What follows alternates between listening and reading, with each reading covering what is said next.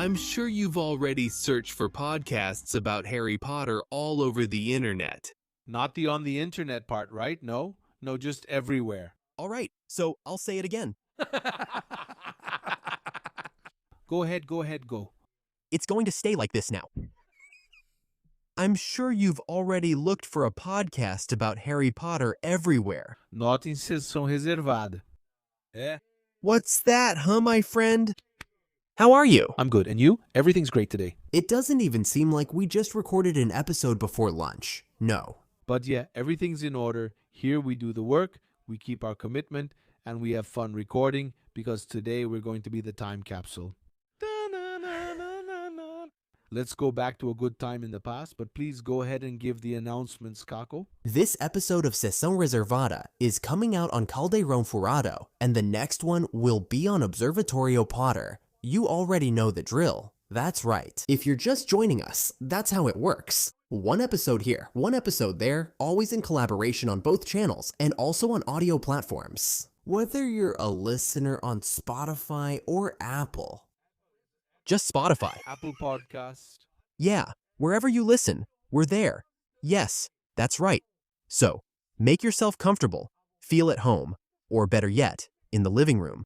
So, Então, please rate us. Leave us a star rating and a comment. Chigão. Because today we're going to use a time turner here, and we're going to talk about how it was for us. Being a Harry Potter fan in the 2000s, Without all this technology and information, without streaming, without social media, well, there was one social network here and there, which was, well, just starting to appear. but it was more low-key and more humble. Yeah, at the same time that it was calm, it was something more like I felt it was the most passionate phase of my life as a fan. And guys, take the opportunity to comment as well. Leave your loudest moment, the QR code, we answer your questions. In the end, send your story, what you were like. When you were a Harry Potter fan, which fan site did you visit? Which magazine did you buy? Comment your loudest moment below. I want to know. that's right. If you're from that time, if you're younger and came along more recently, don't feel left out. This episode is for you too, so you can understand how things were and get an idea of how things worked. Just kidding. If you're under 30, leave. Here. No, I'm just kidding, guys. Here we're going to talk about a time that, at the same time, is very different from what we experience today, right? Very different. The internet today is one thing, and before it was something completely different. There weren't content creators, just fan sites, Fan club. fan clubs, and fan site communities, those fan sites. The other day, no, last year I was at D23 and I met a guy named, I think it's Henrique. Poor guy. I don't even know his name. But I remember he was part of a very famous Harry Potter fan club from Belo Horizonte. Man, and I said, dude, it was something really concentrated. There was the Sorocaba fan club. Today I live in Sorocaba. Look at that.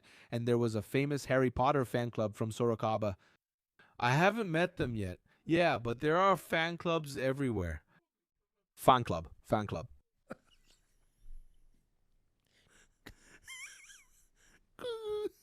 How's it going? The audience? Gugu. How is the audience doing? Guys, have you heard the meme? My bro, 3 a.m. out of nowhere. Gugu. I'm saying it. My Gugu. Sorry, Rodrigo Faro, but this meme is great. No, not Gugu, right? Gugu is sad. But look, yeah, it was a very, nowadays we're content creators, but back then, what kinds of places did Tiago, who was obsessed with Harry Potter, for example, hang out in back then in the 2000s? Man, it basically started from scratch there. The first movie was released in 2001 when the internet was just arriving in Brazil. The big events back then were book releases, right? And there were some smaller gatherings too.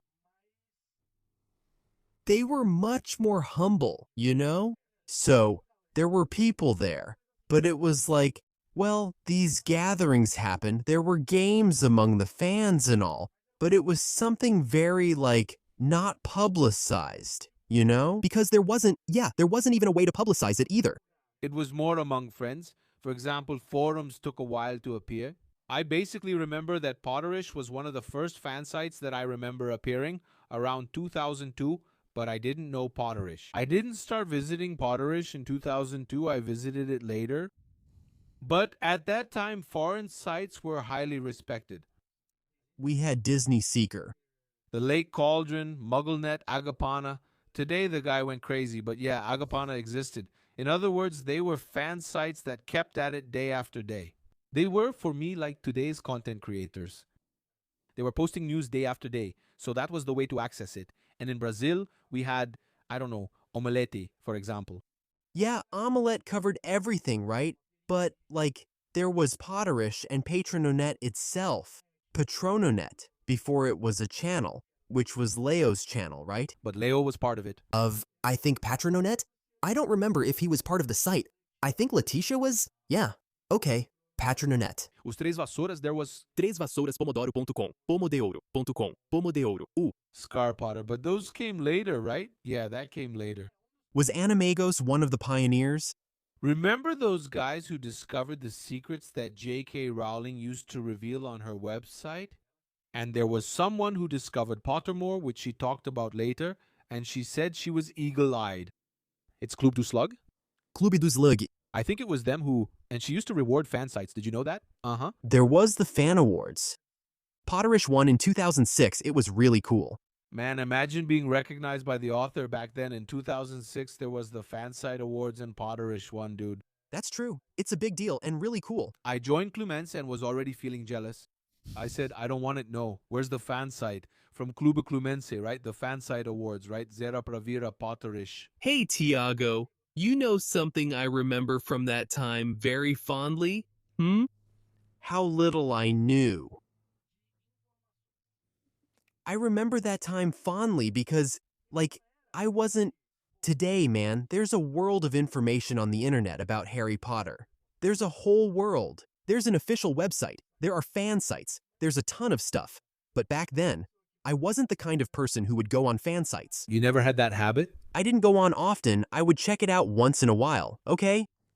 Mainly when there was behind-the-scenes stuff from the movies and stuff, just to check it out. Uh-huh.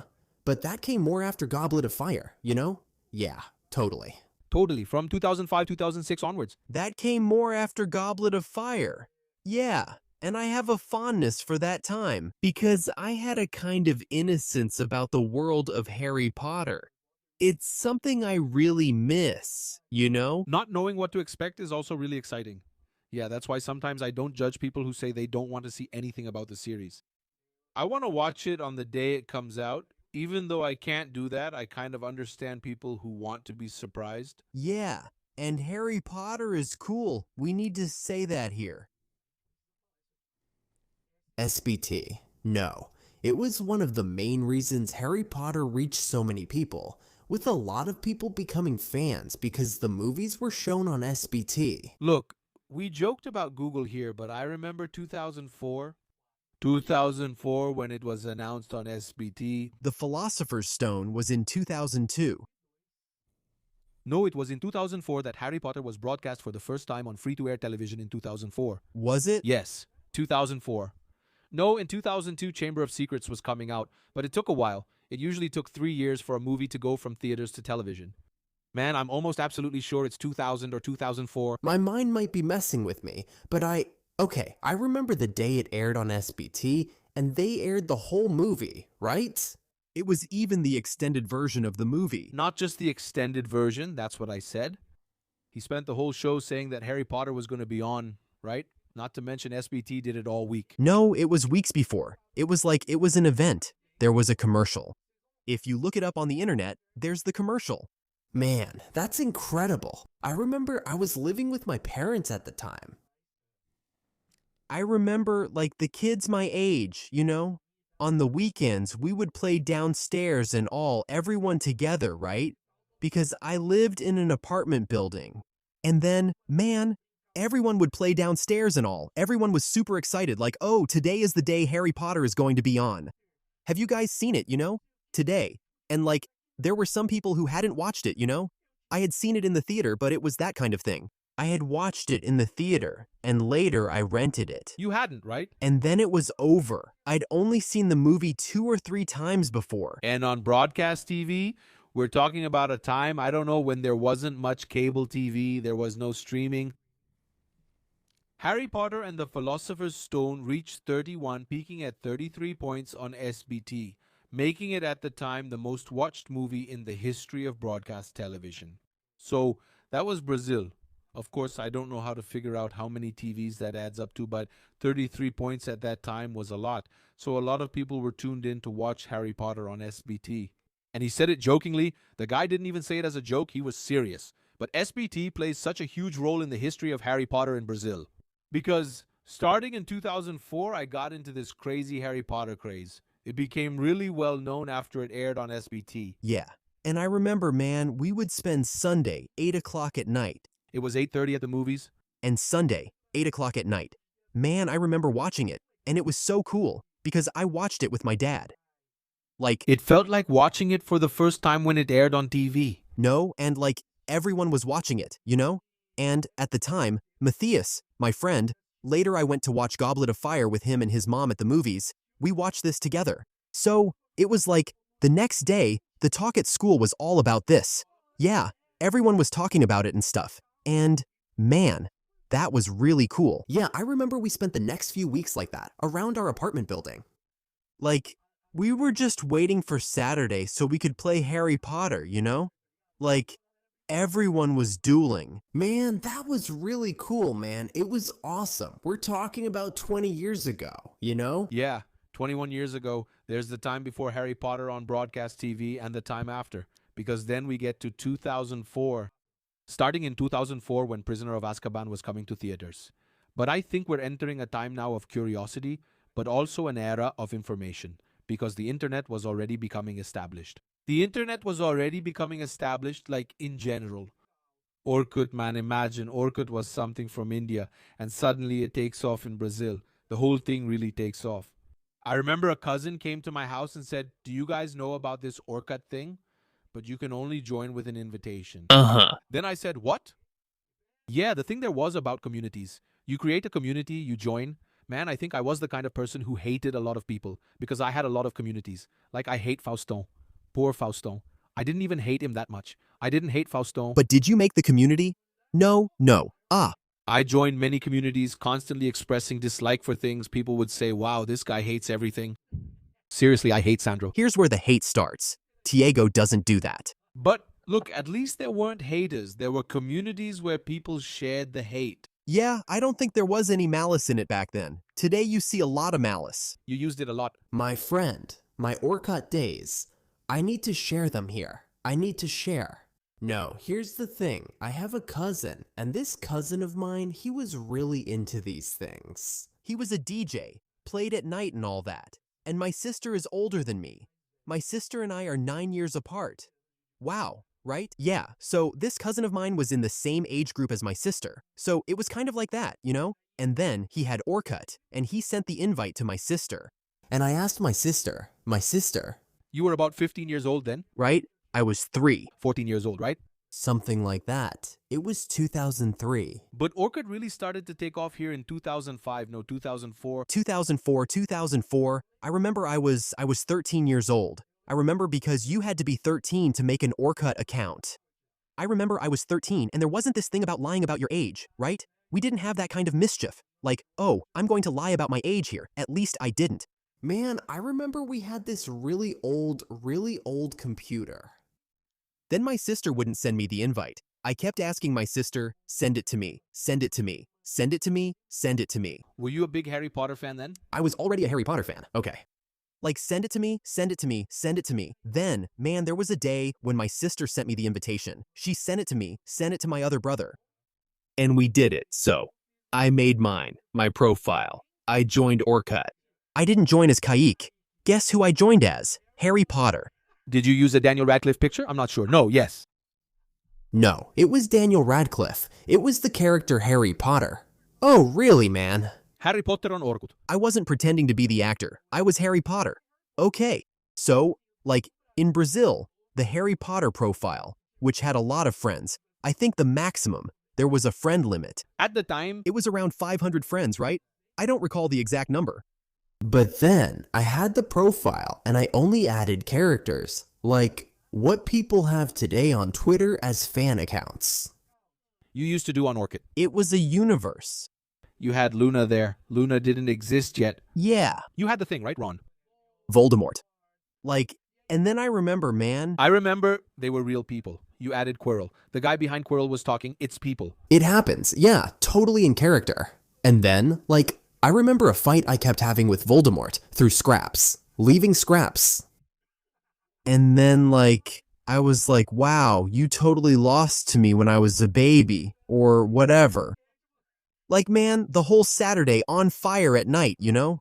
Okay, I was having dinner, Kaike. I'd say, no, wait, I'm still arguing with Voldemort. I'm fighting with Voldemort here, man. Really cool. I'll tell you what I first did on Orkut since you shared yours. I went to find the Harry Potter actors. I thought they would have social media, okay? No, they would have Orkut. All right. So, there was a guy there, Rupert Grint, with a photo of Rupert Grint. And his caption was in English, okay? I am the real Ron. So, I added him, he accepted. And I really thought it was Rupert. Haha. My friend. I sent a scrap in English there. Man, it's so exciting to be here talking to you. The guy, hey man, thanks, thank you. And I said, Tiago, my brother. Rupert Grint replied to me here on Orkut, man. He was Indian, man. And the guys, man, everything I said, like, what happened on the internet, my dad would say, that's fake. Yeah, that's... Is that fake? No, I said, man, I swear to you, I was totally convinced that guy was Rupert Grint. We were teenagers. Right? I mean, I had no idea that fakes existed on the internet. Yeah, because it wasn't something mean that we had in us, you know? You see how naive we are these days, right? Well, no, naive back then, actually, right? Man, it was Rupert. I was talking to Rupert. While the guy was filming, he was talking to me, okay? During the break, right? Yeah, no. Look, but even today, I have this thing because the actors from the show have Instagram profiles. Parvati follows me. Parvati? Parvati or Padma? Parvati. Yeah, She, the girl, she follows me. Lavender too. Lavender Brown follows me too. Are you talking about the HBO series? The HBO series. Okay, wow, the little kids, yeah. They follow my profile. Then when it appeared, I said it was fake. It had the verified badge, so I said it was fake. To get verified, you need to provide your ID, right? I said that's fake. I'm immune to Orkut scams. I definitely wasn't chatting with Rupert Grint on Scrap. Yeah, I really thought it was Rupert Grint. Man, and you know something really, and that's it. My profile was Harry Potter because people at school asked, do you have Orkut? I said, no, I don't. Because you didn't want to Say that it was Harry Potter. right? Because I was so embarrassed. Oh, okay. So, look, I was so embarrassed. I need to say it's not that I was embarrassed to be a fan of Harry Potter. I was embarrassed, like, if I shared my Orkut, people would mention me, add me. First, it would break the magic of having only characters. And second, people would make fun of me, you know? Okay, so, alright. And then, I remember when I did it. I was about 15 years old. I was really into a girl, like, really into her. And she asked if I had Orkut. Then you thought, now what, huh? My friend, that same day I got home, I changed everything. Deleted Harry Potter. You went to mess around. I changed the picture. Bro, You betrayed the movement. you see how it is, right? As soon as a woman shows up, that's it. But do you know why? No, but look, I had... It was me. And Voldemort is still waiting for Harry Potter's answers to this day. So there I was. I survived when I was a baby. No. Like, what happens? Man, I had a really distorted model of masculinity. Yeah. Because I'm younger, like, all the examples I had were my brothers and my dad. Which, yeah, are not the best examples. Nowadays, as a grown man, an adult, like, it doesn't make sense at all, you know? So, man, for me, I thought it was a weakness. It was something like, wow, nobody can see that I do this. Otherwise, I'll be humiliated. In your class, did anyone like Harry Potter? There was my friend Camilla, who's still my friend to this day. Did she like it? She likes it, she liked it, and will get to her. Okay, fine. We'll get to her. Because Calderon Furado. Did the story start there? It started there. You'll see. So, I really like this girl. She was from... I used to go to an Umbanda center with my family, and she was from there. And then, I had a huge crush on her. Like, I was really into her. There was MSN, all that stuff. So, I changed everything. Back then, I put up some pictures of me with a surfboard that I borrowed from a friend at the beach, you know, just to, like, take on a new personality. You know? Yeah. Me, with the surfboard, I couldn't even stand up on it. Later, I bought one. Later. Only 12 photos on Orkut? Just 12 photos, right? Then they increased it. It wasn't Instagram. You had to carefully pick just 12 photos to post. Awesome. The Aham era. Wow. Man, I was like a fairy. Not that I'm an example of beauty now, but I was a mess. No, I was already an awkward teenager, man. My ears were really big. So, I used to post some photos on Orkut, and then I'd get really sad because my ears looked big in the photo, so I'd delete it. I was already so self-conscious, I invented social media insecurity before it even existed. Yeah. man, I had zero idea about these things. So then I changed my Instagram. It stopped being about Harry Potter. I mean, my Orkut, in this case. It stopped being about Harry Potter because of this girl. And she never gave me any attention. So you made a personal change. But look, let me tell you something here, man. It's really in the past. Yeah. I hooked up with this girl. Uh-huh. Only when I turned 18. Did you tell her? No, when I was 18, when I was about to join the military, when I was about to join the Air Force. I don't know. If this girl... One day, we were downtown. The day ended, and I was heading home. And then she kissed me. And never again, you know? But then I thought to myself, just let it be.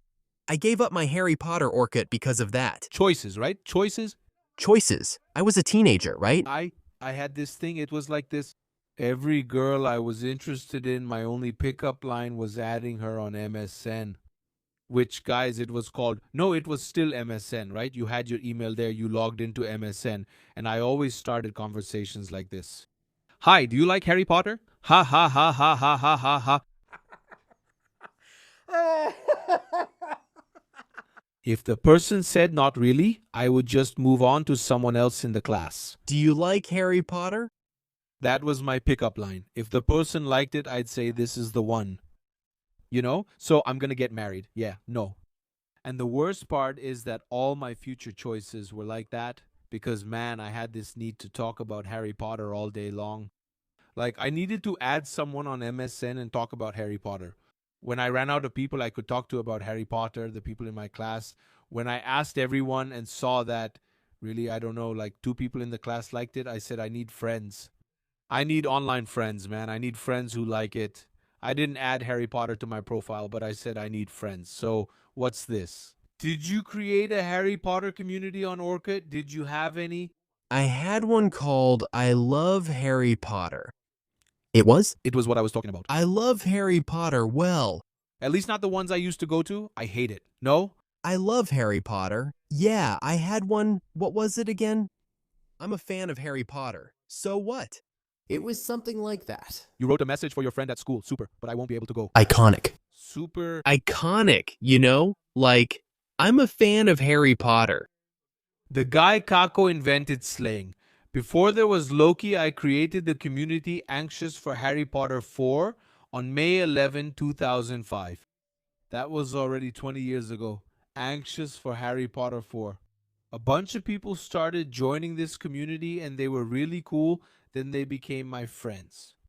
So I spent from 2004 until 2011, 2012, even after the movie, in that whole online friend phase, and I made a lot of them. I wanted to send a message, even though he'll probably never see this video, but that's okay. You know, I don't know, Ralph, my first virtual friend, man, he was the one who he was the first member to join the community. Excited for Harry Potter 4, Ralph, I won't say his last name here because people might go look him up, Ralph Fiennes. In the future, he would be known as the actor who played Voldemort, not Ralph. He was the first guy to join the community. Then more people started joining, and I started taking it really seriously, you know? I chose to be a moderator, and then there was Tiego's Armada, which was an Orkut community where only the moderators could talk about the things we were going to do in the community. And then the picture was me wearing a Cristiano Ronaldo shirt, you know, from Portugal, nothing to do with it, with sunglasses on like this, and the guys behind me. It was a really badly done montage, you know? Man, I was like, what the heck is this, man? Man, there I was with sunglasses on, wearing a Portugal shirt, and a bunch of people behind me, like Tiego's Armada. Man, my nose was sticking out of the picture, dude. No, but damn, what a great time that was. Man, what a great time. Seriously. It was such an innocent phase, right, man? So what was that? We had no idea how ridiculous it was. No. And then we were just anxious for Harry Potter 4. Then Goblet of Fire would premiere. Then I'd get home and now the moment had come. Then I'd take out the 4 and put up the 5 with an exclamation point. Now we're anxious for Harry Potter 5. I'd say, man, that's awesome. And that was it. Then for the last movie, we got everyone together there. Damn. And today, actually, I still have friends from Ansiosos to this day. That's what I say. Others, not so much. They're kind of annoying now. Just kidding. I like you guys. But seriously, are things really like this today? Man, I do. I have some really cool stories with Harry Potter. Oh my god. Me as a teenager, I have one from when I was a teenager that I really need to tell. Please, I want to know first, guys. Teenagers don't drink alcohol. Teenagers. Did you have your butterbeer face? Man, no, it's because, I'll say it again, I was the youngest. Okay. Together with a bunch of older guys. Okay. So I would just go along with it. I really wanted to go along with it. And like, we always took trips to the beach. Praia Grande, you know. São Paulo. I had an apartment in Praia Grande in Boqueirão. Yeah, I used to stay in Guilhermina. It's close by. Very close. It's right next to it, right? Did you live close to me, maybe? Maybe? I'm not sure. I used to live on Perique Street there. Do you know it? It was near a supermarket that later became Carrefour. I remember. It had those colorful bottle-shaped ice creams and always lots of bees out front. Yeah, that's right. I know it was because I lived nearby at Guilhermina Esperança near Boqueirão. Nice. Man, so we used to go there. And then, dude, was it 2005? Had Goblet of Fire just come out? Goblet of Fire and the Half-Blood Prince book. Wow, the Half-Blood Prince book was already out, right? Man, it was already out. So I, devoured the Half-Blood Prince, right? So, yeah. At the beach in January, since it was Praia Grande's anniversary, there were free concerts. Remember? I've been to several, even a Jeito Moleque concert. I've been to several. I went to Jeito Moleque, Inimigos da HP. Inimigos da HP, Capital Inicial, Cesar Menotti, Vete Zangala, everyone. Dust everywhere. People tossing sand in the air. The beach was packed with people. For free? For free. Packed. Wow. At what cost? Yeah. Look at the cost to your soul. Yeah, wow. Man, wow, it was crazy. And so, man, I was always there with my brothers, my cousins, my little group of friends, you know? And then, man, you know how it is, right? People around 18. You know? Everyone's crazy.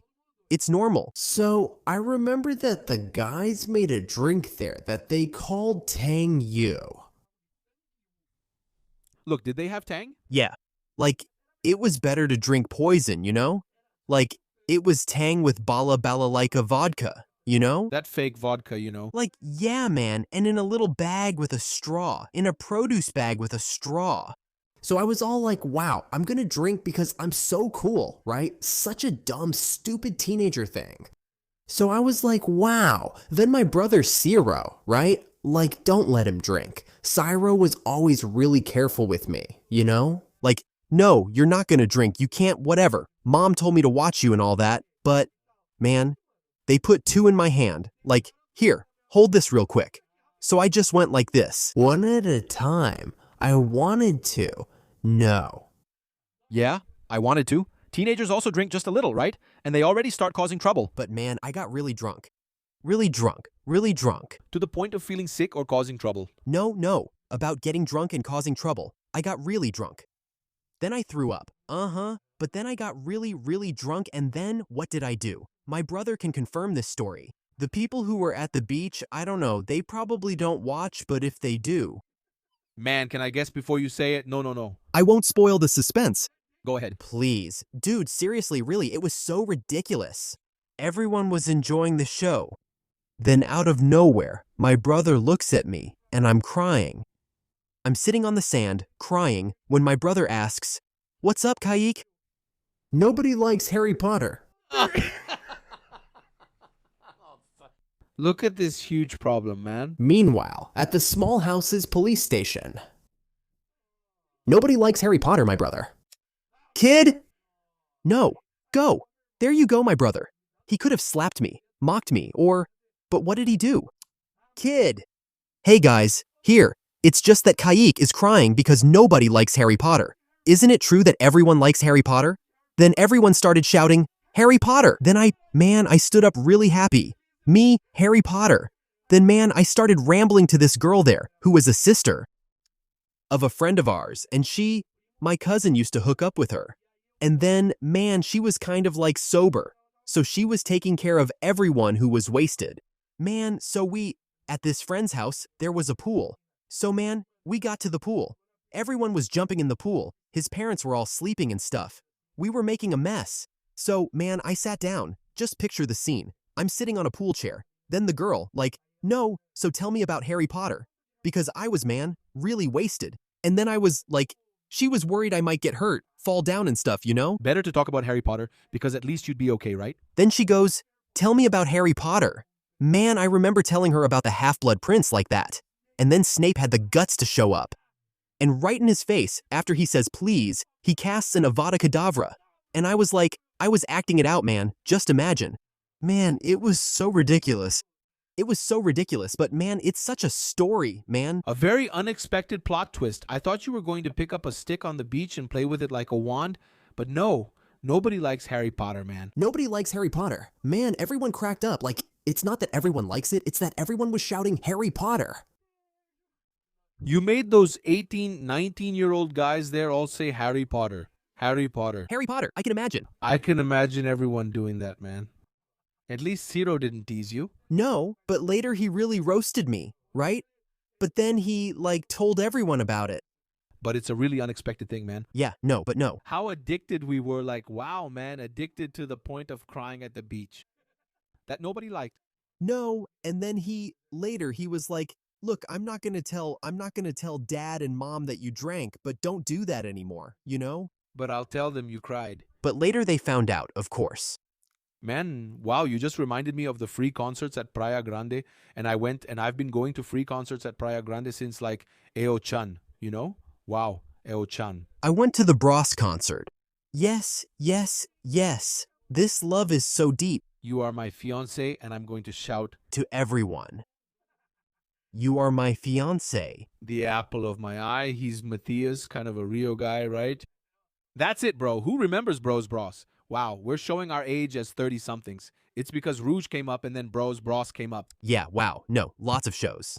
It's amazing how SPT created great musical talents. That's right. Yeah, the great Bros. Like Rodolfo Yete, right? Damn, no. There was a song by Rodolfo Yete too, wasn't there? I bought a pressure cooker just to see if I can cook faster.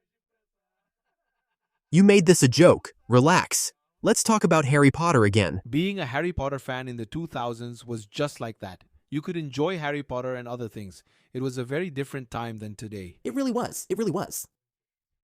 Totally random. Did you see the video of the guy who made that song, It's Na Boca da Garrafa? Then on Jornal Nacional, they go interview the police officer.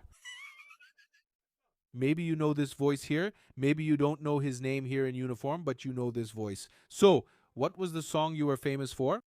It was something like this. It went, Vai descendo na boquinha da garrafa. It's at the mouth of the... Man, the guy was a cop there, man. Man, me and that phrase were really crazy. Then Calderon Ferrado, right?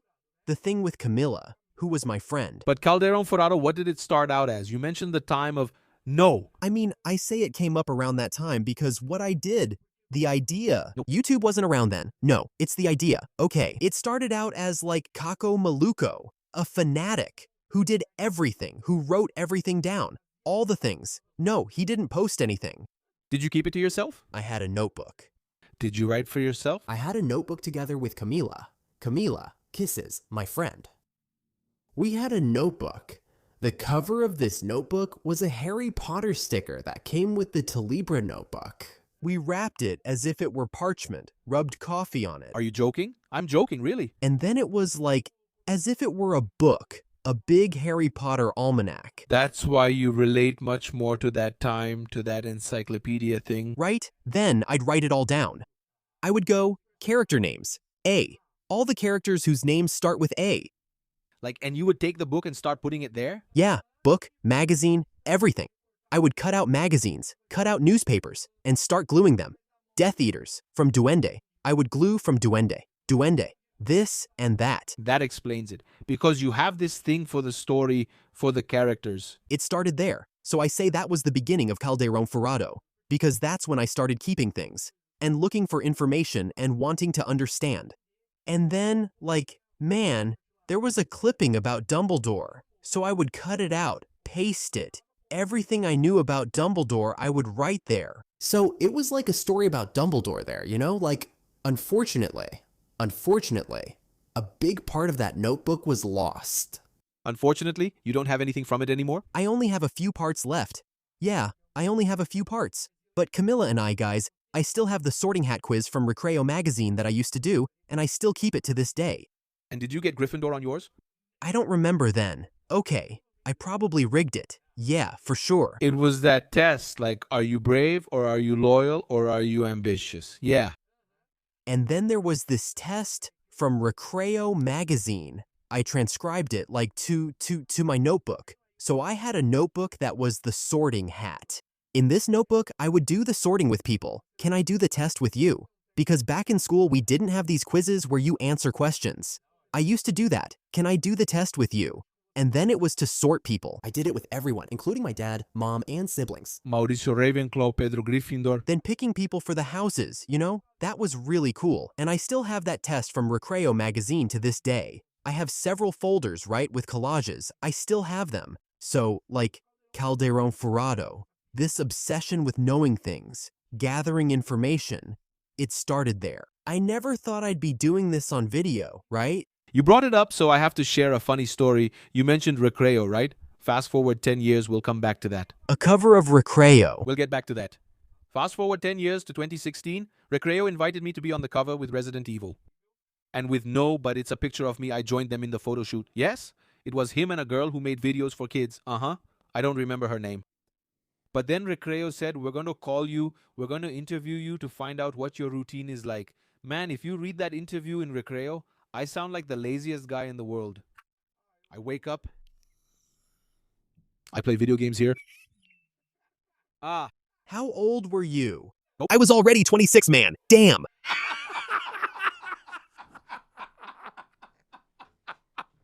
I was like, no. I wish I were 14. If you go look for that interview in Recreo, I wake up, no. He could wear a fanny pack to make it even more humiliating. To make it even more humiliating, they divided the day into time slots. You know? From 9 to 11, Tiago wakes up. What did he do in those 2 hours? From 11 to noon, he has lunch. From 1 to 2, he studies. Wow, man, sorry to Recreo, but I could have done better, right? Come on, the guy organizes the script, he records 3 videos. Wow, the routine of the YouTuber Thiago Novaes from Observatório Foto. Sorry, that's why people say this YouTuber thing is for slackers. Look at that. It started in this interview of mine. This stigma, I'm sure of it. I was in that magazine, I remember. Man. It was really cool. But like, you have a copy, right? For God's sake of the album, you do. You keep it. Keep it. There's a lot of stuff I have at home, but I need to get it from there. You have to frame that stuff. Yeah. But that's the magazine. Yeah, that was one of the best achievements because Recreo was part of the history of Harry Potter fans. Wow, my friend. Do you know how many Recreo magazines I have? Recreo produced? I wanted to know who the editors were. Man, we could invite the editor of Recreo from that time. That's really cool, right? To talk first about how they found everything. Did Warner Brothers Pictures send material to Recreo back then? I wanted to understand. Was it owned by Editora Abril? It was Abril. It was from Abril. Consider bringing someone from Abril, especially someone who managed Recreo magazine, right? Because it didn't close down, right? It didn't close down. I think maybe just the print magazine part. Because Abril is still publishing it. But then I understood why all the Harry Potter news came out in Recreo, right? Issue 7 by Robert Sadowski, Recreo magazine, published images from Prisoner of Azkaban. Man, they came out there first. Then later, in 2005, we talked about Orkut, where I created the community. Then, starting in 2006, the fan site era really took off. So, with fan sites, there was rivalry between them. They start to... So, because Potterish was the big name at that time, and guys who were from Potterish, you have to admit that Oculomencia came in to shake things up, to push them out of their comfort zone.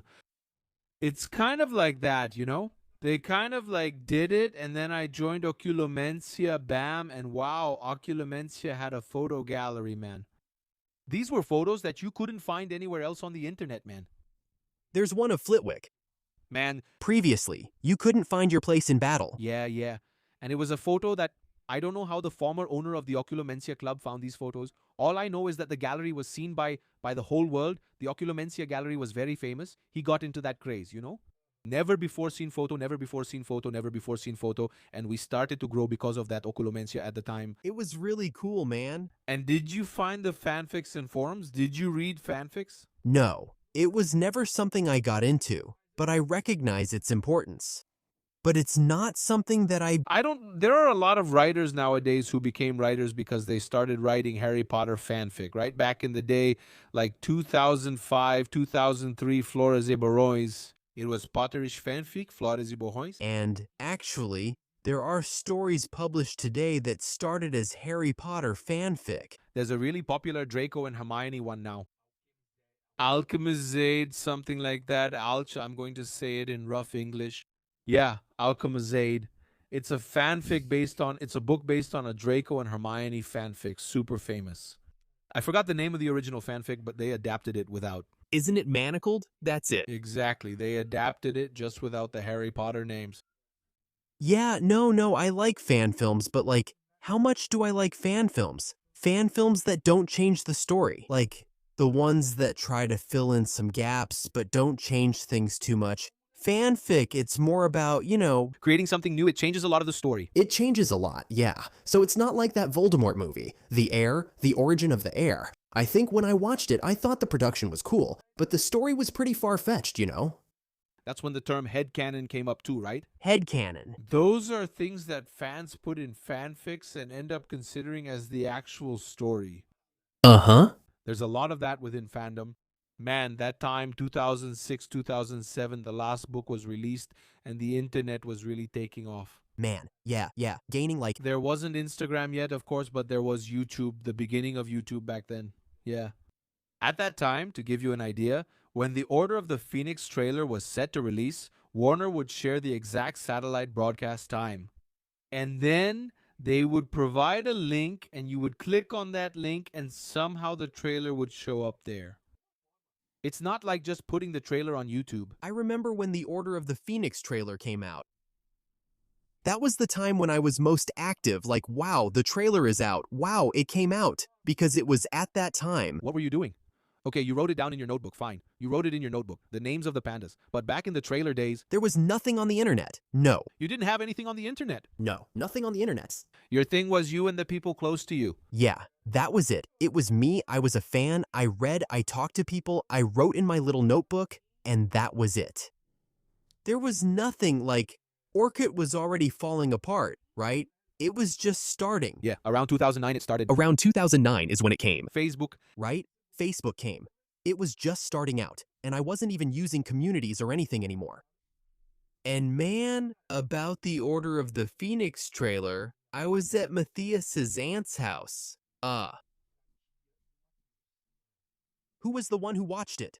Goblet of Fire with me, Sorcerer's Stone. And all of us were big fans. His aunt, just so you know, Marilia. I don't even know if she's still a Harry Potter fan these days.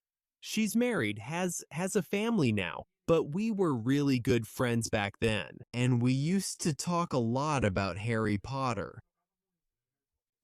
And we were at her house. But did you know that the trailer was going to come out? No. Okay, I didn't know. And then the trailer came out just like that. And I remember, like, they were the ones on the computer and said, look, the Harry Potter trailer is out and stuff.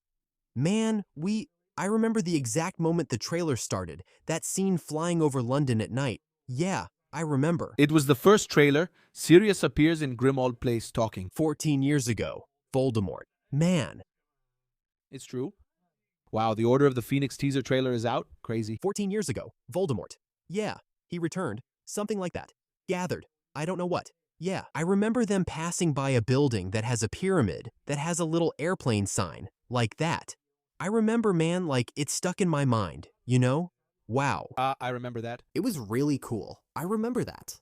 Yeah, the trailers came out on a really random day, and the last book was being released. It was a thing. There was the hype about the books, of course.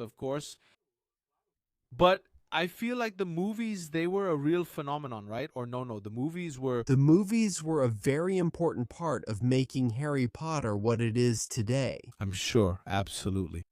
And I also wonder if the series will be able to bring in a new generation of fans, like the movies did. I think it's all about time and patience. They shouldn't just look at the first season's audience numbers and think they're doomed. No. Because it's all about building things up. If they just keep adapting them one by one, when it gets to Prisoner of Goblet, the fan might say, hey, I like this one better. Let's see how it is. That's how movies are. Some Harry Potter films made less at the box office, but did that stop the franchise? What made the franchise become what it is? And this phenomenon was persistence, patience, and doing things slowly and with love. It was also the time, right, Tiago? It was the era of fantasy. It was the age of fantasy.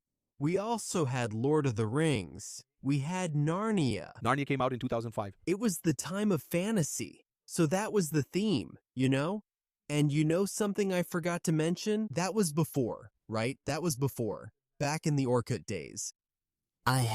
We used to do like RPGs. Uh-huh. I was never into RPGs, man, but yeah, it's fun. We used to do it. I still remember it to this day, man. Wow. Growing up with an older brother, it's a pain. Were you judged a lot, or did he join too? No, because, no, my siblings were, my sister especially. My sister was the kind of person who was like, no, that's mine. That's my computer. That's my whatever. You know? But we did that too. So, man, I remember one time the Battle of Hogwarts was about to happen. In your RPG. In the RPG, the Battle of Hogwarts was about to start. And then I was like, wow, super anxious. Like, man, it had been planned for months. Like, everyone was waiting for the characters to see how things would develop. There were classes, there was stuff, you know? It was really cool. And then, man, MSN. No, MSN, you know? Hey, did you catch the ICQ era before MSN? I did use ICQ. Man, we're really old, man. Hey. Just keep going. Hey, man, my sister got into a fight with me. She said, you're not going to turn on the computer. And, the computer wasn't even hers, you know? On the day of the RPG? Yeah, on that day.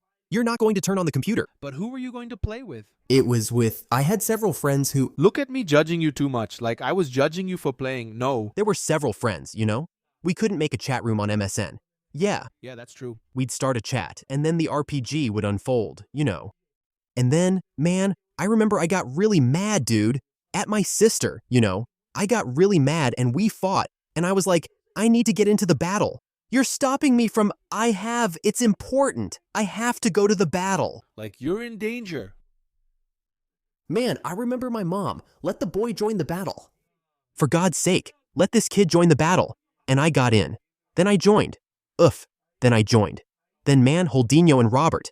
Then I joined, and everyone was like, Harry, where were you? Or whatever. My life was really cool. I'm kind of embarrassed. I'm blushing. This can't be happening. Is the school on fire, Harry? Where are you, Harry? Where have you been? So I, made up everything. No, because I made up a whole story. Down the 4th floor corridor, and there were a bunch of wizards. I jeweled with them. Wow. Hey, I said it wasn't from the RPG days, but when we were anxious, we used to have RPG parties. So, for example, there was the RPG party and the costume party. So you had to choose a costume, then came the presentation. Someone would create a thread like, guys, costume presentation. Guys, this was all virtual, okay? No, there was a costume presentation. So I came as Peter Pan. I'd say, post a photo of the costume you were wearing. Then the party had everyone, and you could only write with asterisks. Yeah, moving to the right to get closer to that person, right? Getting closer, then putting your hand on their waist. Then you ask, then the person answers. Taking your hand off their waist, then you talk. Wow, man, all of this, like me at 15, I came... 16 years old. This is during recess. That was back when I used to work a lot. I think now I know why I like the Big Bang Theory so much. Yeah. Because I'm one of those guys, man. We're having a wonderful realization here. I'm like the guys from the Big Bang Theory. And it's me trying to kiss, you know? Then you'd get anxious to see what the person was going to say, whether they'd accept. Man, look, and me there at 15 years old, I'm dating. Wow, seriously, man. It was something that, but come on, look, guys, look at the naivety of this, man. Look at the naivety of this. It was something that you don't find nowadays, man. No, today I would also be around 35 years old. It's something you don't find, man. No, but the RPG, the RPG those guys have, Bumba, man. Oh. I think there's still time. I can't, no, Hecatomb over there, right? What? It's Hecatomb, right? It's Hecatombe, right? Their RPG is really good. Ordem Paranormal, yeah. I think we have to create the Hogwarts Order and go back there. But, look, there are some people who run some games. I really wanted to play RPG, but there's a lot. I'm from the Harry Potter chat group. No, I wanted to play RPG, man. Hey, it would even be really cool if we, of course. Right? No, I don't know if no? Then you have to choose Wizard. Wizard. I wanted to be a character. I didn't want to be the game master. I didn't want to be the game master. No, the professor, To get the students as characters there, right? No, I would like to be a character, you know? Because to be a dungeon master in RPG, the person has to have the habit, like the understanding of it. Yes. And I don't, you know? No, it was never something I got that into. I remember that back when I was about to start playing RPG at school, the kid came with a notebook, like, with a lot of information. I was like, wow, this seems really hard. Yeah, I have no idea. Look how cool that is. I have no idea how tabletop RPG works, but I'm really interested. I think it's really cool. It's like this. It's not really a board, right? It's not a board itself. It's set up kind of, it happens, it goes on according to, it's like this. For example, Chega found a troll in the dungeons. Now he's going to roll the dice. Yeah, so you have your level of, you can die, you know? Like, you have your agility level, whatever level yours is at. Can I level up during the game? And you will, during the campaign. You will be leveling up. That's it. There are the quick campaigns, as they call them, right? Which are like 2-hour campaigns. So, Harry Potter, you would learn the spells, for example. Yeah, wow, I know. I really wanted to take part in one where you show up and participate in the events from the books. You know? That would be awesome, man. That would be really crazy. I really wanted to, man. Really cool, man. Really. Cool. It's an idea. Yeah, I'm sure it would be extremely fun, man. You go set up a table and go, man. I'm sure that must exist. No, the guys out there, actually Tiago, I think it would be really cool for us. Of course, wow, it's really hard. Selbit, he has an amazing setup there with Ordem Paranormal, right? It's something, man, but it would be really cool for us to do. Not something exactly like that, but to play RPG like that. Even as something for us to discover for ourselves, you know? You put up an episode of a campaign, right? Us playing for 3-4 hours. Yeah, no, but a campaign doesn't last just one episode, no. Like, it would be, I don't know, a season that lasts months, you know? Cool, look, it's a possibility. It would be really cool to do. Look, between one Harry Potter season and the next, we'll have time, you know? No, like here on Seção Reservada, we can totally arrange something like that. Wow. I would totally do it, man. It's cool. I would totally do it. I like the idea. For someone like me who's never played, it's a chance to... Yes, and guys, you who are watching us here, we have the QR code for the Barrador moment. Send one in. So, if you want to send your message, if you want to share your opinion, leave it in the comments. Do you play RPGs, any Harry Potter RPG, or is that something you usually do?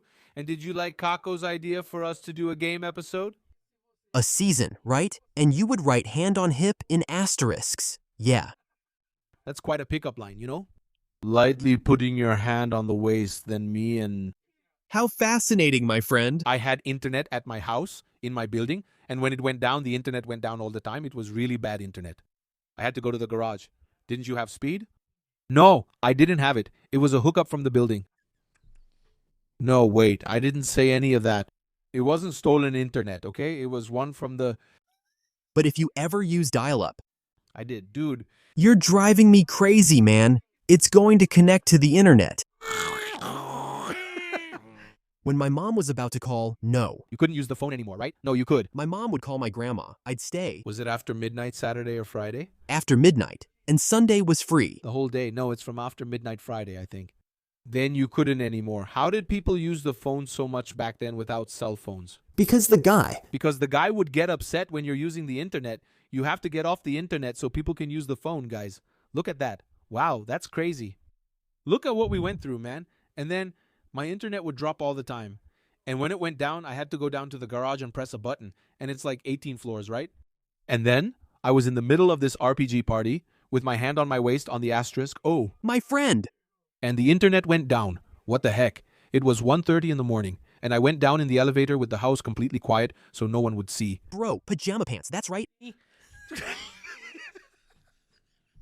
Man, I had my hand on my hip, dude. That was my most refreshing teenage moment for sure. Hand on the waist in that RPG party for anxious people. So I went down and pressed the button. Then when I came back up, a lot of people had already left the party because it took a while to get back. Then I said, wow, that's sad. Ah. Then you were just like Harry and Ron, sitting there at the winter dance. Yeah. No, that's exactly right, man. And my partner ended up just like Parvati over there. Give me your hand, give me everything. To the first one who showed up with an asterisk. The arm, the leg, I'm yours. I'm gonna leave in the middle of my hand on my hip moment, man. So I had it. There was nothing left for Beta. no, man. Man, I'm not ashamed of those things. I liked it. It was a phase. Yeah, man, that's who I am. You know? That was me. That's it. That made Kako from Calderon Furado exist. When did you get your first Harry Potter tattoo? Do you remember? Which one was it then? Damn. It was this Deathly Hallows symbol. Man, damn. I think it was this Deathly Hallows symbol. It was the first one. It was. The first one? Yeah. Look at that. I did it in 2000 and 2012, if I'm not mistaken. It's been a while. As you can see, I don't have any Harry Potter tattoos. Let's do this. But I've never had a tattoo. It's just that I'm an extremely anxious person. And then I think I'll get the tattoo and regret it. He rubbed alcohol on it like, ow, ow. No, not really because of that. I think it's more about regretting it later than the experience itself. But for some people, it's tough. Let me see. Is your Deathly Hallows tattoo crooked? It's all scribbled, right? It's all, no. No, I mean, are mine crooked?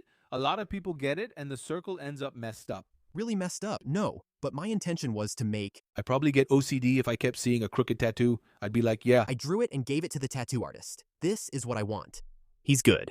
It takes about an hour. This one is awesome. Those cauldron ones too. Stop watching. There are some really cool videos on the internet about, do you know Federico De Vito? I do. What was it about? The Capriccio eye candies? There's a video where he goes to interview Daniel Radcliffe, and Daniel Radcliffe in a press conference, I think for Frankenstein, a while ago. And he talks about Federico De Vito's tattoos, because Federico has a Marauders tattoo here. Yeah. The stag, everything. Then Daniel Radcliffe says, oh, that's a cool tattoo, isn't it? He replies to Daniel Radcliffe, they're your parents, right? It's your father here. Like, I didn't get it at all, right? Like, he explained it to James McAvoy, who was next to him. It's the character from Harry Potter. You know? But it's really, really cool. And then, after that, we lived through all of this, right? We lived that moment, the 2000s and everything. And then the internet started evolving. The internet zero. Broadband. YouTube already existed. And then what really took off in Brazil was Facebook. Yeah, Facebook came along, and with it, the groups. Okay. The groups. I never had a group on Facebook. I had a page for Clemencia, the best Harry Potter news. Yeah, I had groups. I used to participate in groups. HP Magic. So, were you really into the groups? Did you used to post? Were you the big shot in those groups? No. I used to post, because here's the thing. In the group, everyone used to post a bunch of stuff, right? Okay, but then, since people kept posting pictures of themselves, yeah, like, it was always the same things. You came in with the information. Pick your house, whatever. Then I realized it was just the same posts repeating. So I was like, man, there's so much cool information we could share. That's when I started posting the chocolate frog cards. Right, because then you would get that information. Man, the chocolate frog cards had ones from the games. I was addicted to the Harry Potter games. Okay, like Game Boy. That thing, did you ever play the Game Boy ones? I actually tried today. Game Boy. Sorcerer's Stone was really cool. Diagon Alley, when you arrive, you go into each little shop. Yeah, it's really cool. It's really cool. It's really cool. The Game Boy one, but also the PlayStation ones. I mean, man. Wow. And like, my thing with the game wasn't even the game itself. It was collecting the chocolate frog cards, man. Look how crazy that is. You get it? I like the playing part. And I collected all of them. Every single one. But the Harry Potter games, the first, second, and third, I think those are the coolest. I wasn't on PlayStation 2 yet. Yeah. After that, the Goblet of Fire part starts to get really, yeah. The games, they lose a bit of the essence they had. But still, I played all of them. Oh, the Game Boy one is Prisoner of Azkaban on Game Boy Advance. I never played that one. Man, play this game. I need to. Let me download an emulator. It's easy. I'll send it to you. That emulator stuff is piracy, man. No, it is. Oh. It's just that it's this ROM of the game. This ROM, it's really small. Yeah, it's just a few megabytes. Then you download it and play it on Visual Boy Advance. Wow, I'm teaching. Sorry, not Nintendo. The torrent. Forget everything I said. But man, it's the coolest Harry Potter game for me. Prisoner of Azkaban for the Game Boy Advance. Yeah, I played the ones for Game Boy Color because I had a Game Boy Color, right? The Game Boy Color, man, was my 12th birthday present. 12 years old. 12 years old. So that was in 2003. You're a year younger than me, right? So the Game Boy Advance was already out at that time, and it's something I always say, right? I used to get things late, yeah. Because I understood. It was what we could get, right? So yeah, I was really happy, and I still remember it. Look at that. My dad got one once when I asked for a video game, right? Because my video games were the Nintendo 8-bit, the one from 1985, the NES.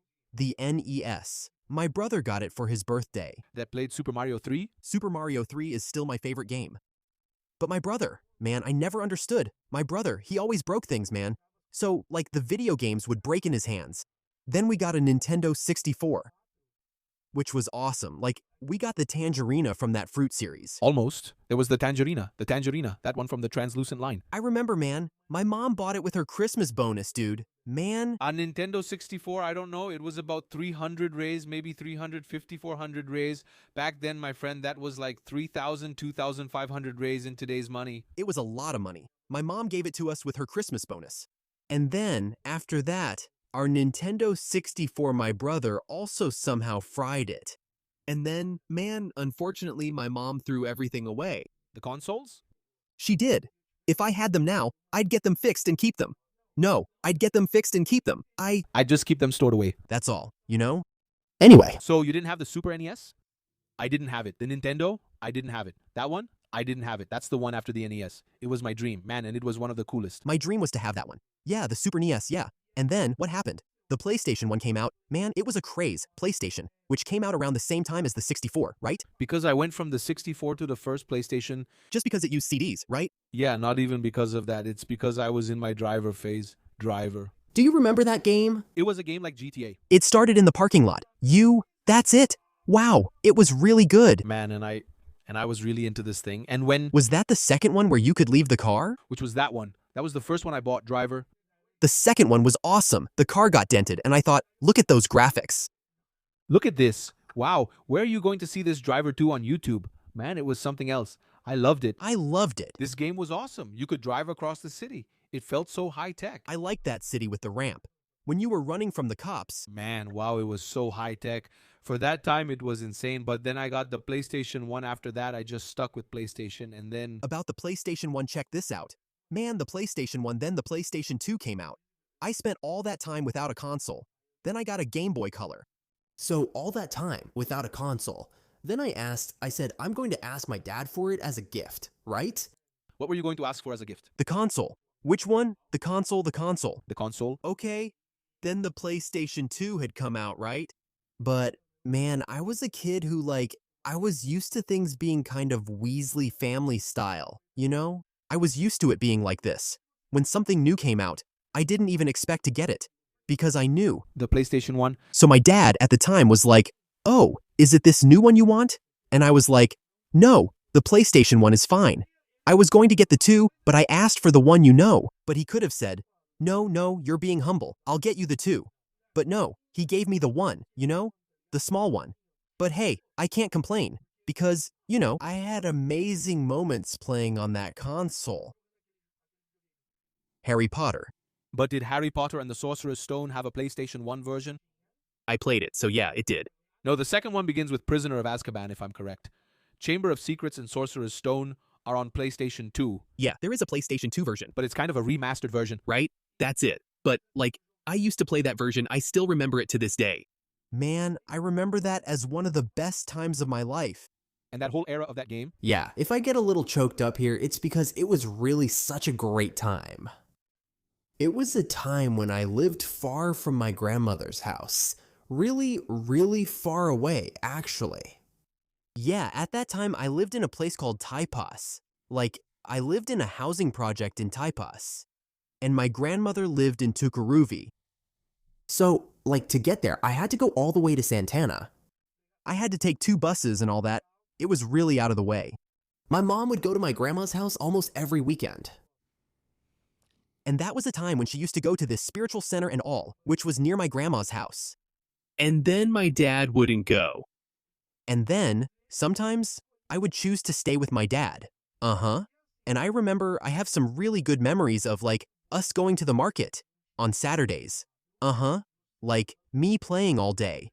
At night, going to the market. My dad buying stuff to make cheeseburgers at home, and me playing games, and me playing. Or the perfect night. They were, like, for a long time, the best days for me. And, like, there was that Looney Tunes Sensations chocolate. I'm going to cry, man. They kept saying, "Are you going to cry?" Honestly, it was a great time. My dad would stay there watching action movies. And I used to play video games. I used to play Harry Potter, you know? Those were really good times, man. Really good. So, like, Harry Potter in every phase, for me, has really important moments that represent really cool things, you know? And my Game Boy, I fixed it up recently because the screen was broken. I fixed it up and I bought the cartridge for Philosopher's Stone. I bought it straight from abroad. And sometimes I turn it on to play. Like, it's something I do for myself. I don't do it for streaming or anything, you know? I don't make videos about it. Man, I just disconnect from the world. I turn it on and play, you know? So, like, man, that phase before the internet, before all this craziness, today we live in a crazy world, man. Today we live like this. News comes out. We rush to record. We go for it. That's our role as content creators. But I remember that phase very fondly. Harry Potter in the 2000s, Harry Potter before the internet. Like, just like it used to be, you know? We love this role as content creators, but we also lived through what came before that. We're only content creators because of that. Yeah, that's true. All that experience matters a lot. So, that Tiago with his hand on his hip was real. Man. He was important for this Tiago, from Seção Reservada, to exist, you know? Kako was the one who played the games, the one who fought with his sister to get into RPGs, who took the sorting hat quiz in his notebook. For this guy today to exist, that guy had to exist first, you know? I just remembered something really good too. I had my time to use the computer and Tiago had his, right? And that's fine. And then when I turned 14, I went to open Windows Movie Maker at 14 years old, even though I would only create the Observatory of Potter 10 years later. Look at that. And editing videos, like I would put on a song, Pikachu crying in the background, and show the Harry Potter characters, you know? With a really sad song, but I would show, like, you know, the Harry Potter characters. And then I would say, Tiago, come see what I made. And my brother was in his teenage phase too. He just wanted to go online and talk to girls on MSN, you know? But there were no nudes. There wasn't even that. It was just chatting, calling each other. So there I was editing videos, man. I was editing because that's why you say we are who we are today, because we were living exactly like that back then. I wouldn't trade it for anything. No. And you know, Tiago, we read a lot of mean comments on the internet, right? In this environment we're in. Any content creator, anyone exposed on the internet, right? Even people who don't create content are exposed to this kind of comments. But sometimes people comment things about me, like, I don't know, to hurt or attack. But I remember these things and I see, like, man, look at everything that was built, everything I went through to get here, you know? I'm not bothered by comments from people who don't know me or my life. Just look at all this, you know? Seeing all this reminds you how important everything is. Think about what you've been through, you know? Man, my friend, you were playing Harry Potter back then, while some people who were making these comments sometimes didn't even exist yet. You know, I went, man, to the movies to watch Prisoner of Azkaban in 2004 when I was 14, and my brother had gone the day before with his school friends. Uh-huh. Then Tiago got home really late and he didn't tell me anything about the movie. And I was so like wanting to know if they had cut something, if they had cut it. So I went to the room and started, making noise like when you want to get attention. Like I pretended I was almost crying and I was there. Then he came into the room. What's wrong? Are you there? Yeah, I said. Then I started, show me that scene. And Prisoner of Azkaban cut a lot of stuff, right? Then he started telling me, yeah, it's the most different movie of all, right? I said, yeah. And he said, I've never seen a Harry Potter movie this different. I said, what do you mean? Then I watched it the next day, man. Dude, it was really cool. Yeah. It was an innocent phase at the same time naive where everything was pretty chill. Today we create content. We love creating content, but sometimes it's all really heavy. Yeah. It's heavy. It's heavy. We've lost a bit of that lightness. Yeah. And you guys who are watching us, sometimes when news about the show comes out and everything, it reminds us a little of how we were 20 years ago. And maybe the people who complain so much never even had those experiences, so they don't know what it's like. And maybe that's why. Maybe that's why they act that way, you know? I don't blame you if you didn't experience that. It's fine. We're not saying you're less of a fan or anything like that. But I don't know. I'm sure that at some point Harry Potter means something dear to you. Yeah, and in everyone's life, for sure, people will have stories to tell because it was a really different time from how we live today. These days, when news comes out, everyone rushes to post. There are 25 creators who are going to post the same thing, and you have to hurry to edit and post. We do it and we love doing it. I'm not complaining. I hope to do a lot more with all the news out there. But that lightness of just arriving and posting, that's it. I remember when I did the series Playing the Games, right? Here on the channel, I really did it, playing the games. And I played on PC. They're really bad. They start to align from Goblet of Fire, but the first 3 are quite different. And then the Hogwarts Express started like this. It began with playing the Game Boy series. Didn't it? It was. Hey man, and guys, I know I still owe you the last episodes of Deathly Hallows. I've already found those episodes, and one day I'll release them. They are... Very hard from Deathly Hallows, part 1 and 2, don't you think? So, I had never finished them. The games I completed were up to Goblet of Fire back then. After that, I only played the others, but didn't finish them. Adult life, right? Anyway, yeah. But you know what I really liked too, Tiago, from that time? The newsstand collections. Wow, sticker albums. And I had a lot of magazines. I still have those magazines today because I saw photos of new movies in those magazines. But there are collectible magazines and a bunch of other stuff. You know what I liked about Recreo? Besides having Harry Potter stuff, I used to collect numerics, Latronics, Megalatronics. What's that? Is it like Transformers? Don't you remember the numerics? They were numbers that turned into little robots. And there were the Latronics, which were the letters of the alphabet. And then there were the Megalatronics, which were home appliances. I'm going to mention a magazine. I'm not sure if you remember it. Witch. A small purple one, Witch Club. It was a magazine that was also kind of about witches, you know? For those people who have that witchy vibe and all, it was called Witch. It was a little purple magazine, but they also often put Harry Potter stuff in the magazine, and man... Back then, I had every album, the whole set. When the Goblet of Fire sticker album was released, I was amazed. I loved it. Like, I was really picky about the albums, man, until I finished them. But did you ever talk to Panini to have them send you the missing stickers? I used to fill out that mail-in form. And it's really cool, because look how things turned out, right? Nowadays, I've already done work for Panini with Harry Potter stuff. I never would have imagined that, man. That's really cool. That's really cool. Like, man, I used to collect the albums, and then as an adult, after Harry Potter became my job, you were doing the thing.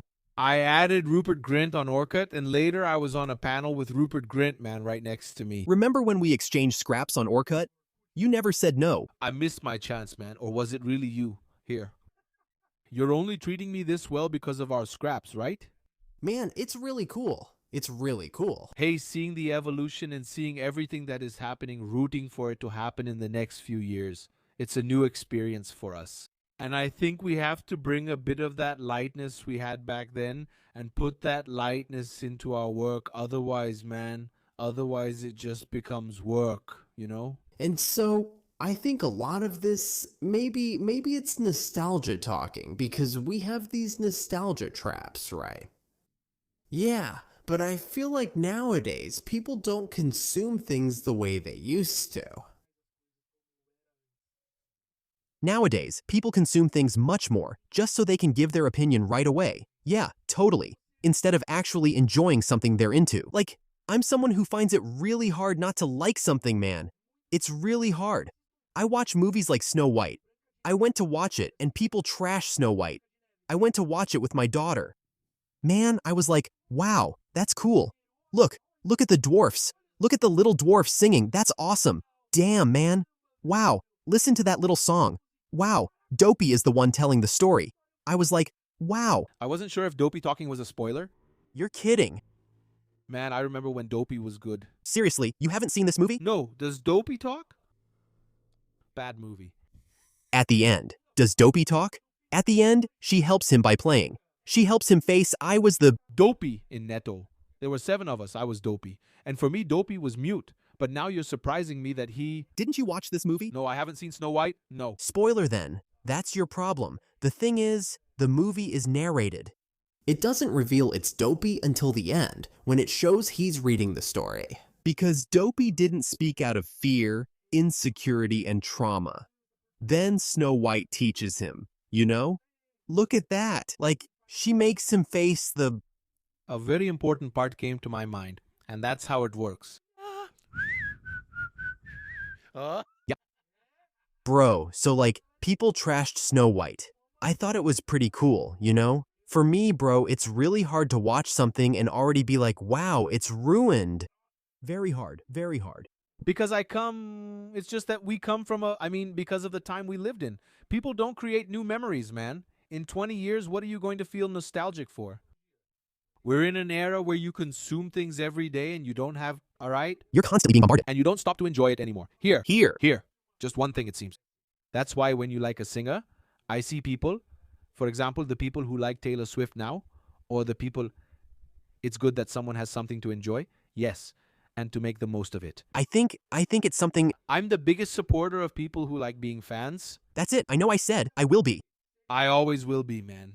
Whether you're a fan of a female singer, a male singer, K-pop, a fan of dramas, life is too short for you not to enjoy the lightness of things. And man, back then when I was still collecting, I remember when the Planeta di Agostini magazine came out, which is a magazine. The chess ones. The chess pieces. I didn't have it because it was too expensive. To complete the set, the first one was 10 reais no, but then there was the wand and the black rook, and that rook was magnetic. You would put the wand in, and it would push it. When was that? Man, that was 2007, 2008. It was about $50. $10. I remember that I was at a point where I didn't ask my parents for things anymore. It was already hard for me to ask. It was really hard for me to ask. Really hard. I was really aware of the situation. And I even felt embarrassed to ask for things, you know? Because man, there were 4 of us kids, you know? Like, no, so I didn't think like that. Like, I'm gonna ask for something that's just pointless. So, like, then I remember I used to tell everyone, wow, something really cool is coming out at the newsstand. And stuff. Then one time, my godfather saw me talking. Then he asked, how much is it? I said, I think it's 10 reais, I don't even remember. Then he gave me 10 reais and said, here, for you to buy it. When the new pieces come out, let me know. So, man, I started collecting chess pieces. But then, what happened? The first one was 10. Then it started getting more expensive. It started to be, yeah. It started getting up to 19 or so. Then I got embarrassed to ask for it. And it didn't get completed. I didn't finish. But do you have this collection? Not this one specifically. No, I have a few pieces, but I'm dying to buy the complete set. Really? Is it available on Mercado Livre from Di Agostini? You can find it to buy. You can find it from collectors, right?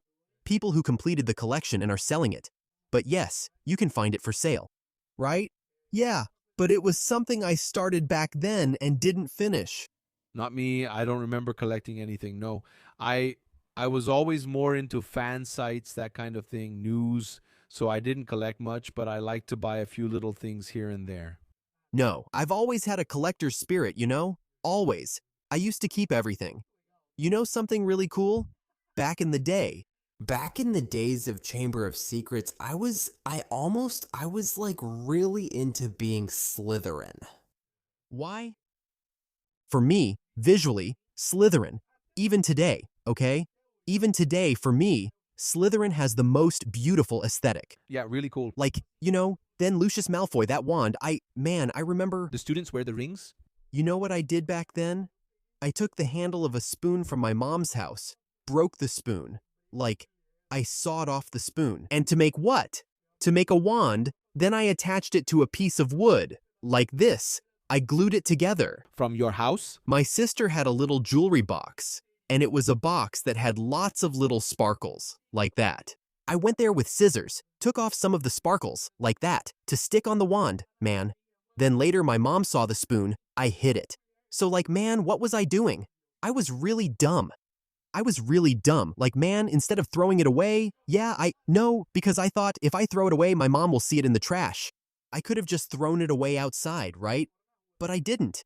I was all cocky, so I went and hid the fork in my drawer, like the utensil part. Wow, utensil. Then, man, my mom found it. What's this here? And I was like, oh, I made my wand. Then my mom, then my sister. Wow, there's a lot of glitter missing here from my thing, from the cap. You got caught. Like 100% there was no way out. Dude, then the wand, I painted it black. Dude, the wand was really cool. I painted it black, and the handle of the spoon was all carved, you know, from the spoon.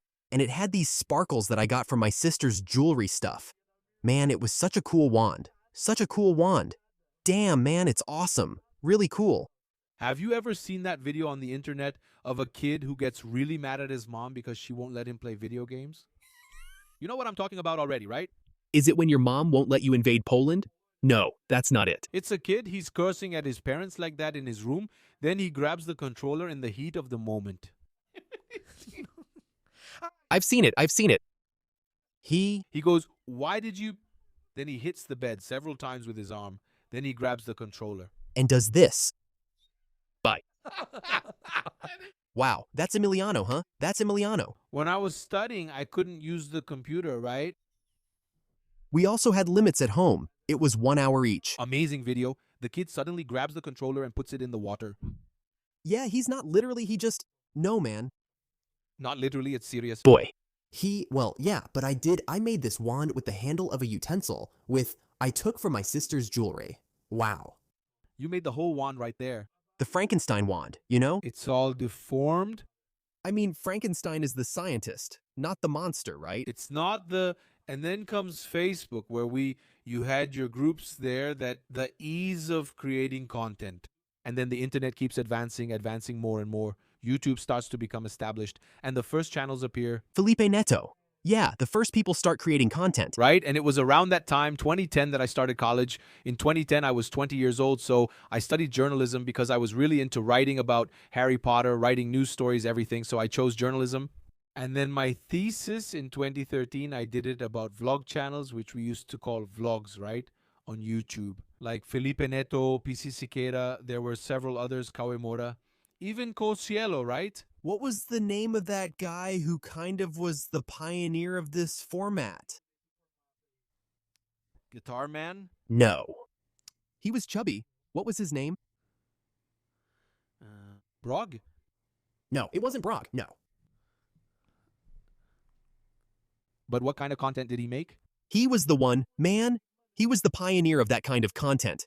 Talking to the camera, you know, all that, blah, blah, blah. It wasn't Winderson, no. Right? No, it wasn't Winderson, no. It was another guy. Another guy, man. I forgot his name, man. But there was a time on YouTube when people were paying more attention to YouTube. In a way, then Felipe Neto came along with his Twilight video, something like that. And at that time, in 2010, I was still on Facebook in college, but keeping an eye on this movement. I didn't have Orkut anymore. Facebook was also something that came along, and YouTube came in like, wow, this is the new thing. It was the big thing at the time.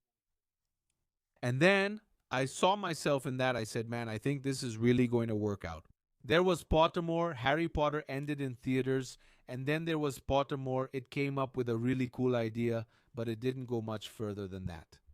I think, and when I created the channel, I felt that the fans didn't need to keep talking about that it would be a good thing. Man, before Pottermore, there was J.K. Rowling's website. Do you remember that? Yeah, there were the Wizards of the Month. There was all kinds of stuff. She used to announce the book titles directly on her website. Do you remember? I don't know if you remember this, the Wombat. No, it was some test she made, like quizzes for you to find out. The name doesn't sound... I think I remember that name. There was a quiz, and I actually really wanted to do an episode here on Calderon Furado, answering that quiz. Because does it still exist, I wonder? It exists, not for you to take, but the quiz itself is available, the file, but it doesn't have the answers. But it was a question? Like, about Harry Potter? They were Harry Potter questions, like it was like a test, but for fans. And then, man, this Wombat, it had phases. And, like, for you to figure it out, it wasn't like you just went to the site and did it. There was J.K. Rowling's website, and then, like, there was a table, and there was an eraser. You had to click on the eraser.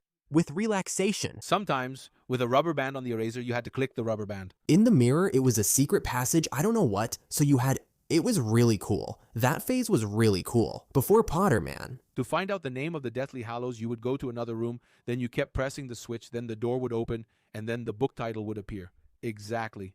Man, it was really cool. It was really cool. Like, that's something that doesn't exist nowadays. Man, she used to take part in podcasts with fans and fan sites. The Pottercast itself. In 2000, 2001, 2002, 2003, the author used to take part in podcasts. For example, it's like she came here today, I don't know. Yeah, that's right. Pottercast has a lot of content from the Harry Potter universe. Isn't it because she's on the podcast? Which comes from these kinds of conversations. And then, that Wombat one is really cool because it's a test that didn't have the answers. You didn't have access to the answer key. Only the grade would come out, like that. You got this grade, that's it. You got this grade, that's it. There weren't any answers? No. There weren't any. But was it multiple choice? No, it wasn't. It wasn't multiple choice. Wait, I think there were multiple choice questions. There were some multiple choice questions, and some you had to write essays. Man, I'm dying to make a video answering this test. It's cool. So, that was something that kind of came before Pottermore. Because on Pottermore, there were competitions, right? The houses, there were potions, lessons, and all that. Back in the Wombat days, I never got to do it. Why? English. Dial-up internet. No. It wasn't dial-up, but the internet was still terrible. And I wasn't like, wow, I spent the whole day on the computer, you know? I had a set time to use it. It was like 1 hour or 2 hours at most. I could never stay long. The older siblings always got priority. And then, man, this one Wombat was really cool. So, it's really cool to see how the internet was also used back in those early days to enrich the fan experience, you know? I really miss that these days. But Pottermore, I think it kind of had that same idea. Yeah, I remember it was sponsored by Sony. Pottermore was a sponsored thing. It launched with that idea, but unfortunately, I think the fandom was already kind of scattered. Yeah. So, of course, it worked in a niche, but then it had to become something else, right? It had to become Pottermore where there were only texts and content. Yeah, exactly. Instead of interactions like that. Man, I really remember this one combat that J.K. Rowling, the lawyers wouldn't let her put things in because she would put a lot of hints about books that hadn't been released yet. So, like, what happened then? At the time, there were even lawsuits because people would take this and put it on the internet, like, even before the book came out. And then the argument they used was, like, she's putting it on her own website, so we can talk about it. So she had to take down a lot of things, you know? And man, we're talking about full-on 2000s here, you know? 2000 and, like, 2000, 2006, 2005, 2006. Let me say something here. Guys, in 2007, when the last book was released, back then, Orkut was still really popular. There was a group called AT, Armada Tradutora, where they would translate page by page and make the book available in Portuguese because the book would only arrive at the end of the year. But it wasn't like, wow, piracy. They didn't get a leaked book. No, the book had already been released in English. Yeah, they were people who knew English, would read and translate, and make it available for... My brother printed everything at work. At his job, man. My sister did the same thing. At his job, When he brought it to me on regular paper, my sister, at the time, worked at Estadão, at the Estadão newspaper. My sister worked there at the Estadão newspaper. She printed the first chapters of the book for me. And I read it on the printer paper. I still remember it. She can even call me Harry. In the house where I lived, by then I was already living in Kuruvi, there was a staircase that went up to the bedrooms, and under the stairs there was a couch. It wasn't a closet, it was just a couch that was under the stairs. I was lying on that couch, under the stairs, reading the first chapters of Deathly Hallows on a sheet of printer paper. Tiago brought, I think, 500. I don't know, he bought a pack of paper he only used the printer from his work. But man, he brought it to me already here, chapter by chapter, the illustration at the beginning of each chapter. So, beloved author, you made history there too, right? In the Brazilian fandom. Sorry, Rocco Publishing. In the Rocco years. Look, we bought the book when it came out, okay? And nowadays we promote it a lot, and a lot of people bought the book because of us. So we're forgiven. No. It's Nath. For sure, I don't even worry about that. Man, wow, I loved it. And you know what I used to feel? It's not real. This here is fake. It's just that, guys, the book leaked. It leaked. Deathly Hallows, the last pages, the epilogue. And when everyone saw Albus Severus, they didn't believe it could be true. So everyone was saying, this is fake. They're leaking fake pages here to distract us. But no, it was true, right? Albus Severus it leaked. Man, it leaked. I remember.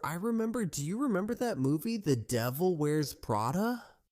I remember. It's the manuscript. Yeah, the Harry Potter manuscript. Damn. Now, Harry Potter is like that, but with the second one coming out, I could use the HBO series pilot to repeat the joke.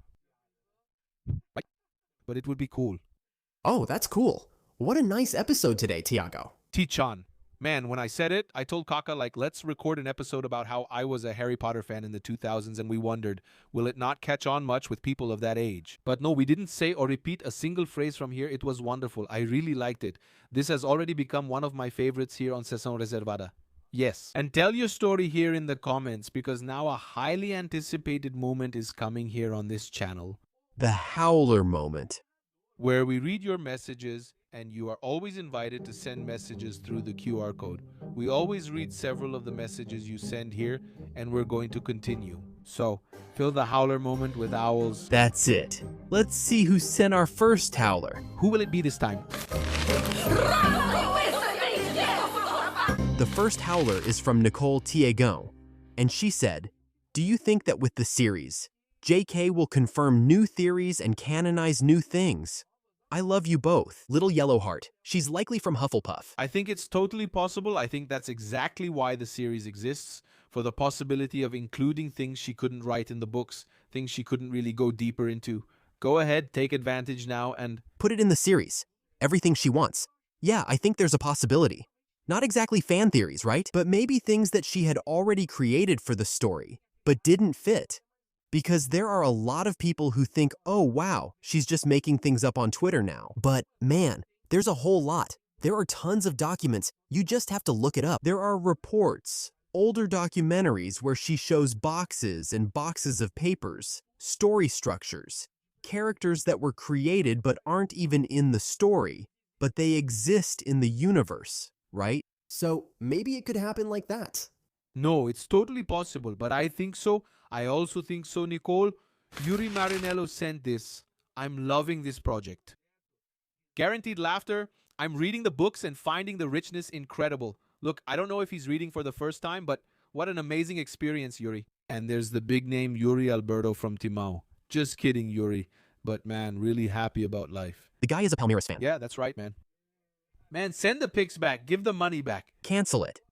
But thank you, Yuri. Thanks for the message. Hey man, thanks man. Glad you're enjoying it. And enjoy diving into the Harry Potter books. And may this magical world welcome you and be as amazing for you as it is for us here. Our friend Carlo Colaselli asked what you think about the opening being animated like it was in Deathly Hallows in The Tale of the Three Brothers. The opening of the series. I like it, but the one from Welcome to Derry is animated too, right? It's animated. Amazing, huh? It's cool. It's really cool. I like it. I liked it a lot. Actually, I'm open to all possibilities. I just hope it's an epic opening. Yeah, epic. It has to be epic. How things will turn out is another story. So, like, if it's an epic animation, that's cool. If it's something more live action and it's epic, that's awesome. But a little animation would be cool. Totally. Brenda Tellis said, with this podcast, I learned two things. I need to reread the books, and secondly, I need to rewatch the movies. Not just you, Brenda, because you saw that I need to as well, right? I do, especially the books. It's been many years since I last read the books, and I really need to reread them. Man, so I'm going to give this tip to you and to everyone who's watching. Ad break. Just kidding. It's not an ad. I'm doing this for free. You can see my little book right there. My little earbuds. The immersive audiobook from Audioball is out. That's right. It's with Arabella Stanton, who will play Hermione in the series. Tiago, I started listening yesterday. But is that book in English or Portuguese? It's in English. Then I follow along with the book. For those who don't understand English, yeah, it's going to be a bit difficult. I'm not a fluent English speaker myself, but I'm managing to understand it pretty well. And then I follow along with the book. It's so immersive, so cool. The voices, the acting, the atmosphere. Man, it's really cool. I'm sure. There are 3. If you're an Amazon subscriber, you get 3 months free, man. Wow, that's awesome. So, yeah, the books are being released monthly. The Chamber of Secrets will come out in December. The last one will come out in May. So, man, it's cool. Give it a listen. You'll see. No, I already listened to a preview and thought it was wonderful. Guzvusk. Hey, Tiago and Kako, do you think the new Harry will have a Scottish accent? Dominique has a really strong accent. Yeah, he's Scottish, right? Yeah, the actor is Scottish, and I think they're going to keep his accent, yes. Maybe they'll keep it. I don't know if he'll have to lean more into a Surrey accent. Yeah. Yeah, maybe I don't think it'll sound that Scottish because he's an actor, right? He knows how to do that. Yeah, a different accent if necessary, something not so strong, so I think it'll be a mix of both. But you can tell his English differs from Daniel Radcliffe's. Yeah. Because the Scottish accent, it has that thing. You can even take Professor Minerva as an example. Minerva, she's a Scottish character. In this audiobook, you even hear her speaking like that. You can notice the difference. Instead of saying rumors, normally, she says it with a rolled R. Yeah, she says rumors, like with a really strong R, you know? Well, I don't know if he's going to keep it, but that's what Tiago said. I think it's going to be a mix of both. Not too strong, but he'll keep his originality. Good. Next, Tiago. You, Mike Felipe, is here to wrap up our Howler segment today and sent, do you still have hope that one day JK will write new books set in the wizarding world? My friend Tiago, as the old saying goes, hope is the last thing to die. And another thing, never say never, guys. Especially with the series, it's going to be 10 years she's in this phase of writing the Cormoran Strike series, which is already heading into its 10th book too. Who knows, when this series ends, she might end up doing something. Yeah, and the series has the possibility of bringing some cool spin-offs, right? I don't know. She could write something during the series that could become future spin-offs too. Anything's possible. I'm not going to say there's no hope, but my hopes aren't very high. Yeah, but anything's possible, but thanks for the message. And guys, if you want to send a message too, just leave it there on the Howler QR code because we always read them at the end of the episodes since it's a really fun moment to interact with you all too. And thank you so much to everyone who sent messages. And thank you to you who listened to us or watched us up to this point. I hope this conversation was enjoyable for you. And tell us here. We want to know your stories. We want to see if you have stories like this with Harry Potter, right, Diego? Yes, for sure. We love reading the comments here on Seção Reservada, and that's another episode we're wrapping up. What's your favorite quote from the book? My favorite quote from the book. Are you aware I didn't pick a quote from the book? Pick one from a character you like. Go ahead. Get it. How about Sorcerer's Stone? Let's go with Sorcerer's Stone. It's right at the start, but I'll do it. I think there's a line I really like. Here's one from Minerva. Right at the beginning. This sentence here, look. I really like Sorcerer's Stone. He will be famous, a legend. I wouldn't be surprised if today becomes known in the future as Harry Potter Day. They'll write books about Harry. All the children in our world will know his name. I love that line. It's one of my favorites from all the books, and it became reality. So much so that we're here today honoring once again what Harry Potter has given us. And it's so good to talk about this series, whether it's in the 2000s or in 2025, what will it be like from now on? Did you like it? Well, I liked it, my friend. I liked it. Did you like it? Thank you, everyone. This was another Seção Reservada episode, available on Agente 5 Estrellas on Spotify if you're listening there. Don't forget to like. That's it. Leave your comment and like. Thanks for watching and see you in the next episode, right, Tiago? See you. Always. See you. Take care. Thanks.